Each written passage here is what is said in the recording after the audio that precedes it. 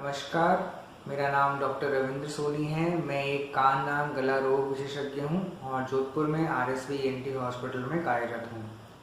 आज हमारा देश जब कोरोना वायरस के इन्फेक्शन से बेहाल है, उसी समय ब्लैक फंगस नाम की बीमारी की खबरें चारों तरफ से हमें मिल रही है।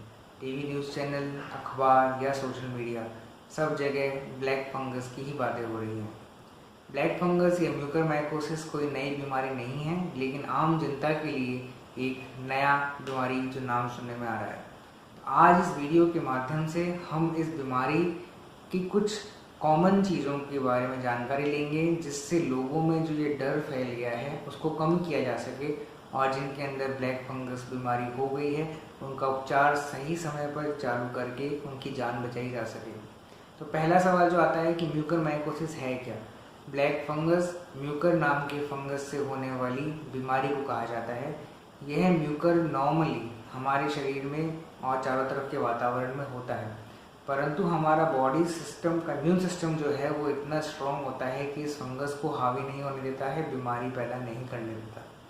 कुछ लोग जिनमें इम्यून सिस्टम कम होता है, जैसे डायबिटीज़ के मरीज़, कैंसर के मरीज़, एड्स के मरीज़, उनके अंदर फंगस इम्यून सिस्टम को दबाकर हावी हो जाता है और म्यूकरमाइकोसिस की बीमारी कर देता है।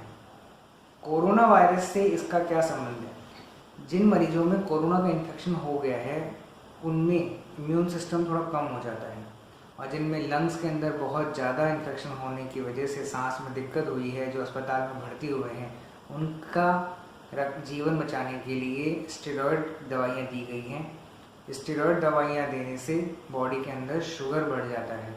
शुगर ज़्यादा होने से इम्यून सिस्टम और थोड़ा कमज़ोर हो जाता है। तो इन दोनों चीज़ों की वजह से इम्यून सिस्टम कमज़ोर पड़ जाता है और फंगस, ब्लैक फंगस या म्यूकरमाइकोसिस बीमारी कर देता है। सामान्यतः यह नाक के थ्रू हमारे शरीर में प्रवेश करता है। फोटो की तरह हम समझते हैं, ये नाक है, यहाँ से फंगस एंटर करता है और यहाँ की म्यूकोसा में एंटर कर जाता है। यहाँ पे छोटी छोटी नसें होती हैं, उन नसों को एंटर करके उनको ब्लॉक कर देता है, जिससे ये जो नसें जिस टिश्यू को सप्लाई कर रही थी वो टिश्यू डेड हो जाता है, नेक्रोटिक हो जाता है, काला पड़ जाता है। नाक में धीरे धीरे फैलने के बाद ये साइनसेस में जाता है। साइनस हमारे चेहरे में हवा से भरे हुए चैम्बर होते हैं, उनकी म्यूकोसा में भी ये फैल जाता है, यहाँ पर भी इन्फेक्शन हो जाता है। साइनस के बाद ये जाता है आँखों में, आँखों के बाद ये जाता है दिमाग में। इस तरीके से ये स्टेजेस के अंदर फैलता है।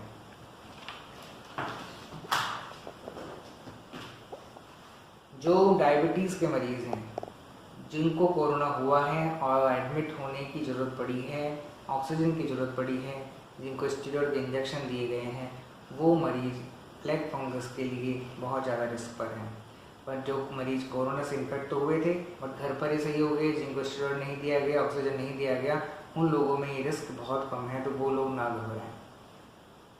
किस तरह से ये लक्षण आते हैं। जैसे जैसे कोरोना ब्लैक फंगस फैलता है वैसे वैसे लक्षण आते हैं। अगर ये नाक में ही है तो नाक बंद होना, नाक का सूखापन होना, नाक से काला या भूरे रंग का पानी आना, साइनस में जाने के बाद चेहरे पे सूजन आ जाना, दांत में दर्द होना, यहाँ चेहरे पे सुन्नपन आना, हाथ लगाने पे पता नहीं चलना, आँखों में जाने पर आँखों में सूजन आना, दिखाई कम देना, आँखों में दर्द होना, लाल होना और आँखों का थोड़ा बाहर आ जाना। दिमाग में जाने पर आदमी को लकवा भी पड़ सकता है, वो बेहोश हो सकता है, उसको चक्कर आ सकते हैं, सर में दर्द हो सकता है। तो इन लक्षणों को ध्यान में रखना है हमारे को। शुरुआती लक्षणों को पहचान लें अगर हम, और उसी समय डॉक्टर के पास चले जाएं, तो हम काफ़ी हद तक इसको बचा सकते हैं, जान को बचा सकते हैं। बचाव क्या किया जाना है, कैसे हम बच सकते हैं। कोई भी मरीज जिसको हॉस्पिटल में भर्ती किया गया है और वो डिस्चार्ज हो गया है, लेकिन अस्पताल में उसको स्टेरॉयड के इंजेक्शन लगे हैं और डिस्चार्ज होने पर भी उसको दवाइयाँ दी गई हैं जो स्टेरॉयड होती हैं, उनको अपना ब्लड शुगर रेगुलरली चेक करना है। जैसे आज तक हम अपना सैचुरेशन चेक करते आ रहे थे, अब हमें ब्लड शुगर बार बार चेक करना होगा, और अगर वो कंट्रोल में रहता है तो ब्लैक फंगस के होने की चांसेस कम होते हैं, अगर हो भी जाता है तो उसके फैलने के चांसेस कम होते हैं। शुगर लेवल अगर ज़्यादा है तो हमें हमारे डायबिटीज़ स्पेशलिस्ट से परामर्श लेना है उनके हिसाब से इंसुलिन या फिर शुगर कम करने की दवाइयाँ लेनी हैं। डाइट का बहुत इंपॉर्टेंट रोल है, शुगर हमें इनटेक कम करनी है। अगर हमारे पास शुरुआती लक्षण आते हैं तो तुरंत नज़दीकी कान नाक गला रोग विशेषज्ञ के पास जाना है। वो सिर्फ एक दूरबीन से आपके नाक को चेक करके ये पता लगा सकते हैं कि कोई टिश्यू डेड तो नहीं हो गया, कोई ब्लैक फंगस की बीमारी नाक में या साइनसिस में तो नहीं हो गई है। और अगर आगे जब बीमारी फैल गई है तो सीटी स्कैन एमआरआई के थ्रू भी इसको पता लगाया जा सकता है।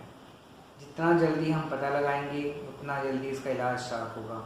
इसका इलाज के अंदर सबसे पहले जो डेड टिश्यू है, नेक्रोटिक टिश्यू है, उसको हटाना, जिसे डिब्राइडमेंट कहते हैं, वो पहला स्टेप है।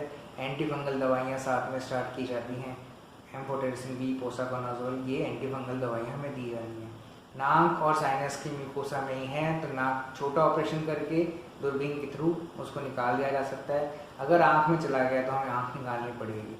दिमाग में जाने के बाद इसकी मोर्टेलिटी रेट यानी कि जान जाने का खतरा 50 to 80% बढ़ जाता है।